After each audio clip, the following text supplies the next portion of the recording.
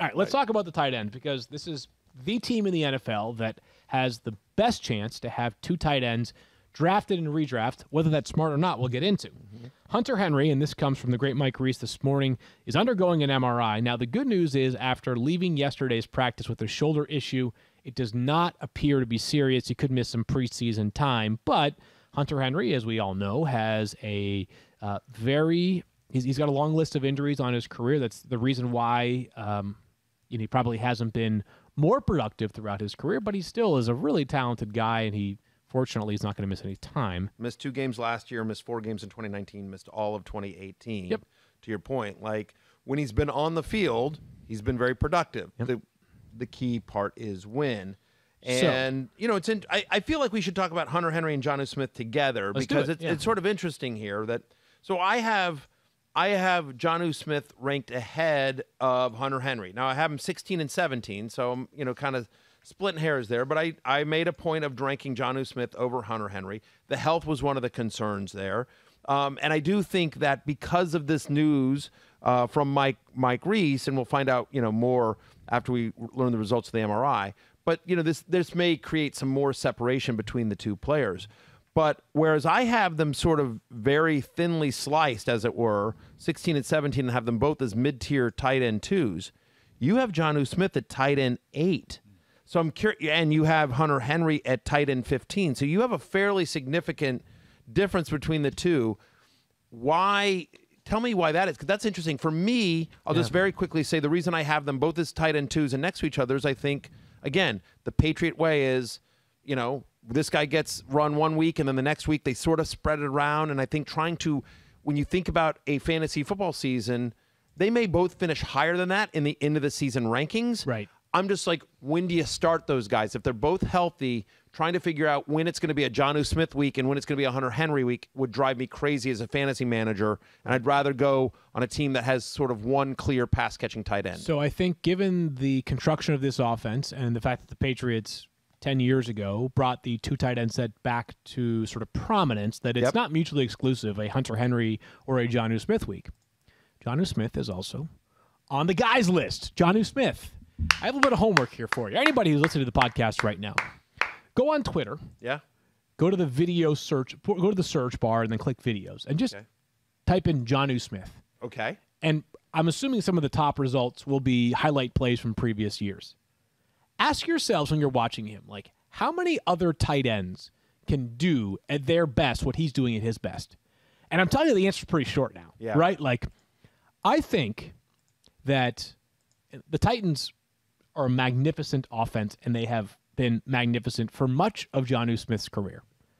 I think it's also possible that, like, from a usage standpoint, that could be about as low usage of an opportunity as he would have been afforded in almost any offense. If you go back and look at his game logs from previous years, you're like, oh my God, like the guy ever had like 450 receiving yards last year, making $50 million now. But how can you blame the Titans? They were unbelievable offensively. They're the best running football we've seen in I don't know how long, since like the Chiefs with Priest Holmes back in the day or LaDainian Tomlinson in the Chargers. They have an unbelievable alpha wide receiver in A.J. Brown. They now have potentially 2 with Julio Jones. Like, I don't begrudge them whatsoever. I just think that if you were to put the 32 starting tight ends in the NFL and put them in like the Olympics or a combine, Jonnu Smith might win the whole thing. His athleticism is off the charts. His ability in yards after the catch, ridiculous. Is ridiculous. There's no question about that. He is, and he got paid. Like, I think some people that weren't paying attention to football were surprised at the numbers, to your point. Yeah, so I would guess my question would be like, what will be the drawback other than, like, what are the limitations to his game? What are his weaknesses? His name is not Mo Alley Cox. I'll tell you that much right now. He's not Logan Thomas. I'm not saying he's not perfect, Logan right? Thomas. Sure. No, jokes aside. No, to me, the limitations of his game are entirely about the situation that he's in and the other players he's competing with for targets, not about Jonnu Smith, the player. Right. I mean, if Hunter Henry, if we find out like this injury is serious to Hunter Henry, or Hunter Henry hadn't been signed by the Patriots, he'd re-signed with the Chargers or something else, I would have Jonnu Smith in the tier you do. Probably even higher than 8. Right. Because there's no question. I mean, there was. I remember talking last year. We talked about this, like free Jonnu Smith, like, and in Tennessee, because the kid can absolutely play. But you're looking at a low-volume offense, another very talented tight end, especially in the red zone, in Hunter Henry, who also got paid. I know they run a lot of 2 tight end sets, but it's just like, how many passing touchdowns do we think are there for the Patriots? How much passing do we think they are? And then you sort of like go down to the projections. For whatever it's worth, I will say this to your point. Mike Clay, who does our projections for us here at ESPN and does a great job. Legit, this is not the company man talking. This is just somebody who has studied fantasy football for over, for a few decades. Mike Clay's projections are the best in the industry. They are unbelievable. And so for whatever it's worth, Mike Clay also has him as tight end 8. He is tied with you. So I am on an island by myself as having Jonnu Smith outside my top 10, outside my top 12. Yeah.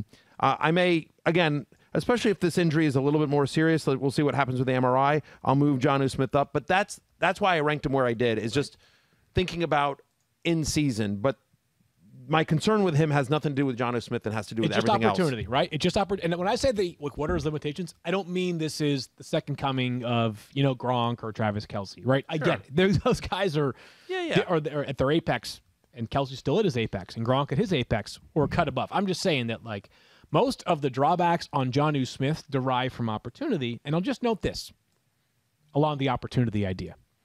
Since 2019, over his past 31 games for Jonnu Smith, second amongst tight ends in fantasy points per target.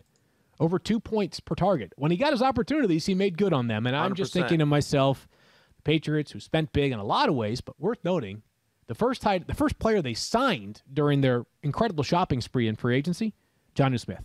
First one. So just he was a priority. He was a target. There's no question. And you know what? Ultimately, something I've realized about fantasy is that we have to have some there's a line, two lines. A lot of people just sort of stay between at all times, and sometimes you got to go with your gut a little bit, right? And this is a gut call. It's a gut call that I think this is a really ascending player who I think could look very, very good. Who, by the way, during training camp, as we know, catching a lot of passes. He's taking snaps out of the backfield, which we saw a little bit in Tennessee. Yeah. Patriots long snapper got hurt yesterday.